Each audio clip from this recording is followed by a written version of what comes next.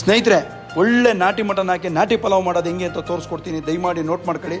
ಕೊತ್ತಂಬರಿ ಸೊಪ್ಪು, ಪುದೀನ ಸೊಪ್ಪು, ಟೊಮೊಟೊ, ಶುಂಠಿ, ಬೆಳ್ಳುಳ್ಳಿ, ಚಕ್ಕೆ, ಲವಂಗ ಎಲ್ಲನೂ ಗ್ರೈಂಡ್ ಮಾಡಿ ಪೇಸ್ಟ್ ಮಾಡಿ ಒಂದು ಕಡೆ ಎತ್ತಿಕೊಳ್ಳ್ರಿ. ಮೆಣಸಿಕಾಯಿ ತೊಳ್ಕೊಳ್ಳಿ, ಅದನ್ನು ಮಧ್ಯೆ ಸೀಳ್ಕೊಳ್ಳಿ, ಎಣ್ಣೆಲಿ ಬಾಡಿಸ್ಕೊಳ್ಳಿ. ಚೆನ್ನಾಗಿ ಬಾಡಿದ್ಮೇಲೆ ಈರುಳ್ಳಿ ಹಾಕೊಳ್ಳಿ, ಸಣ್ಣದಾಗಿ ಕಟ್ ಮಾಡಿರೋವಂಥದ್ದು. ಅದನ್ನು ಚೆನ್ನಾಗಿ ಬಾಡಿಸಿ ಬ್ರೌನ್ ಕಲರ್ ಬರಲಿ. ಬ್ರೌನ್ ಕಲರ್ ಬಂದಮೇಲೆ ಮಟನ್ ಹಾಕಿ. ಎಳೆ ಮಟನ್ ಹಾಕಿದ್ರಿಂದ ಅದ್ರ ಜೊತೆಗೆ ಅರಿಶಿನ ಹಾಕೊಳ್ರಿ. ಒಂದು 15 ನಿಮಿಷ ಬೇಯಕ್ಕೆ ಬೆಂದು ಅದರಲ್ಲಿ ಎಣ್ಣೆ ಬಿಟ್ಕೊತದೆ. ಮಟನ್ ಎಣ್ಣೆ ಬಿಟ್ಕೊಂಡ್ಮೇಲೆ ಈ ಆಡಿಸಿಟ್ಕೊಂಡಿದ್ದ ಮಸಾಲೆಗೆ, ಅಕ್ಕಿಗೆ 2ರಷ್ಟು ನೀರು ಹಾಕ್ಕೊಳ್ಳಿ. ಮಸಾಲೆ ಸೇರಿಸಿ 2ರಷ್ಟು ನೀರು ಹಾಕ್ಕೊಳ್ಳಿ. ಕನ್ಫ್ಯೂಸ್ ಮಾಡ್ಕೊಬೇಡಿ. 2ರಷ್ಟು ನೀರು ಹಾಕ್ಕೊಳ್ಳಿ, ಕುದಿಯೋಕ್ಕಿಡಿ. ಆ ಕುದ್ದು ಬಂದ ಮೇಲೆ ಈ ಥರ ಮಳ್ತಾ ಇದೆಯಲ್ಲ, ಮಳ್ಳಾದ್ಮೇಲೆ ಅಕ್ಕಿನ ಹಾಕ್ಕೊಳ್ಳಿ.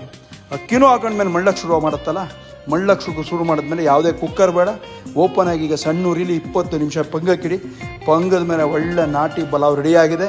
ಈ ನಾಟಿ ಪಲಾವ್ಗೆ ಯಾವುದೇ ಕಾರಣಕ್ಕೂ ಚಿಕನ್ ಮಸಾಲ ಹಾಕಿಲ್ಲ, ಗರಂ ಮಸಾಲ ಹಾಕಿಲ್ಲ, ಕಚ್ಕಾರ ಪುಡಿ ಹಾಕಿಲ್ಲ, ಶುದ್ಧ ನಾಟಿ ಸ್ಟೈಲ್ ಮಾಡಿದ್ದೀವಿ.